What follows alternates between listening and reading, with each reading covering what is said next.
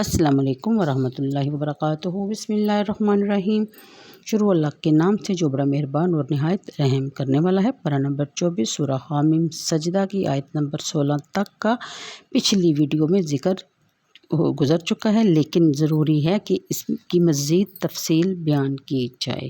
بیان کیا جاتا ہے کہ یعنی زمین اور آسمان کی پیدائش سے پہلے اللہ تعالیٰ کا عرش پانی پر تھا۔ اللہ تعالیٰ نے اس پانی میں حرارت پیدا کر دی، اس سے جاگ اور دھواں بلند ہوا۔ جاگ پانی کی سطح پر باقی رہی۔ اللہ تعالیٰ نے اس میں خشکی پیدا کی اور اس سے زمین بنائی، اور دھواں اوپر اٹھا، بلند ہوا، اور اس سے اللہ تعالیٰ نے آسمانوں کو پیدا فرمایا۔ آج سائنس کی جدید تحقیق بھی اسی نظریہ سے کے بہت قریب ہے۔ اگلی آیت میں بیان فرمایا گیا کہ ان آیات بینات کے مشاہدہ کے بعد بھی وہ کفر اور ضلال کی راہ کو چھوڑ کر اگر راہ راست پر گامزن نہ ہوں تو وہ یاد رکھیں جس عذاب نے عاد ثمود جیسی قوموں کو نیست و نابود کر کے رکھ دیا تھا، وہ عذاب انہیں بھی راکھ کا ڈھیر بنا دے گا۔ جب عذاب انہیں چاروں طرف سے گھیر لے گا تو وہ کہنے کے حقدار نہیں ہوں گے کہ انہیں کسی نے بروقت خبر ہی نہ دی، ورنہ وہ اپنا بچاؤ کر لیتے۔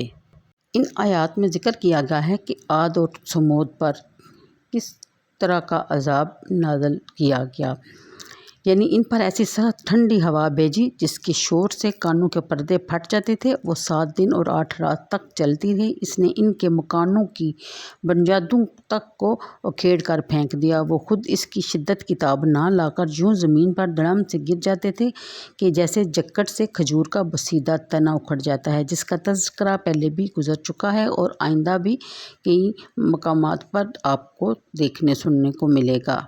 ان آیات کے مطابق یعنی کہ قوم کو دشمن کے حملے سے خبردار کیا، پس انہوں نے اپنا بچاؤ کر لیا۔ صاعقہ بادل کی اس شدید کڑک کو کہتے ہیں جس کے ساتھ بجلی بھی گرے، یعنی اس کا لغوی معنی یہ ہے، لیکن اب اس کا اطلاق ہر مہلک عذاب پر بھی ہوتا ہے، خواہ اس کی نوعیت کسی قسم کی بھی ہو۔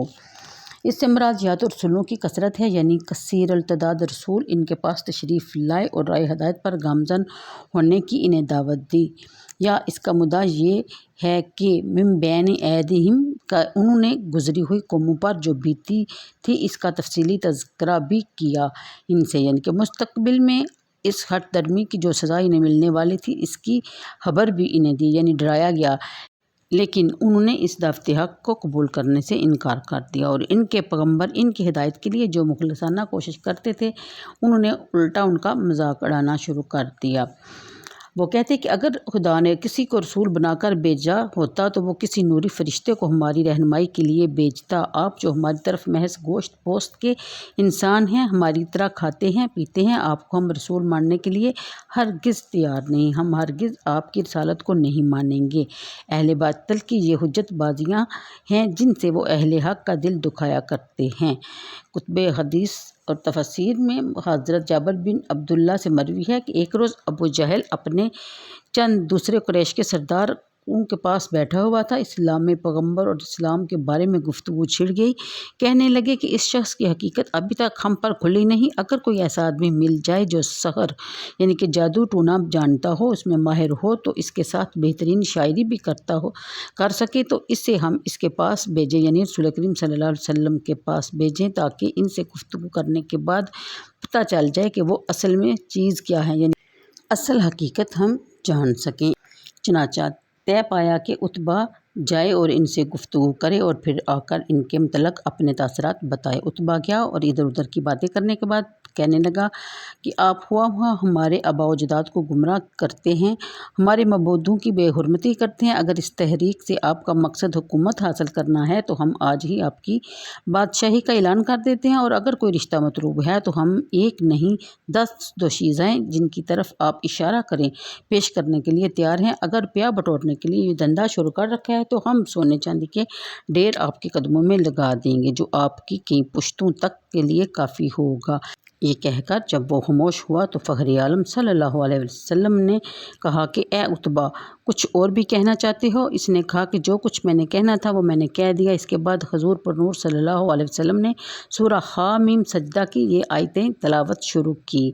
نبوت کی زبان سے رب کریم کا کلام بلاغت نظام تلاوت کر رہی ہے۔ سوز دروں میں اور ہمدردی کے جذبات نے اس قرات کو حد درجہ اثر انگیز بنا ڈالا۔ عتبہ دم سادہ بیٹھا سنتا رہا، گویا اس پر سکتہ کا عالم طاری ہو گیا۔ جب حضور مثل صاعقہ عاد و ثمود تک پہنچے تو وہ تلملا کر اٹھا اور حضور کے لب مبارک پر اپنا ہاتھ رکھ دیا۔ کہنے لگا کہ میں تمہیں رحم کا واسطہ دیتا ہوں کہ بس کیجیے، ورنہ ہم سب برباد ہو جائیں گے۔ وہاں سے اٹھا اور اس مجلس میں جانے کے بجائے جہاں قریش بڑی بے چینی سے اس کا انتظار کر رہے تھے، وہ سیدھا اپنے گھر چلا گیا اور خانہ نشین ہو گیا۔